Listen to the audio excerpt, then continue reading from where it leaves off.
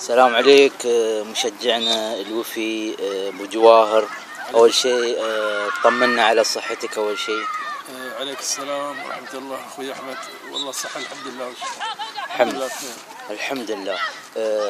ابو جواهر يعني تخبرنا عن المستوى الفني للبطولة، شو رايك فيه؟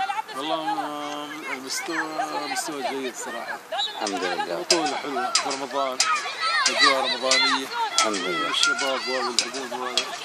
نعم. يا ريت بس الجمهور يزيد الجمهور شوي بس. ان شاء الله. وكلمة عن النجم الكبير عدنان طلياني، شو تقول عنه؟ والله ابو حمدان لو الواحد مهما يتكلم الكلام عنه عاجز. نعم. والبطولة كم يسوى الواحد يشارك فيها باسم ابو حمدان. يا سلام. الاسطورة. مشكور بالجوار، يعطيك العافية. الله يسلمك. ونورت البطولة الصراحة. الله يسلمك. مشكور حبيبي، الله مشكور. يسلمك.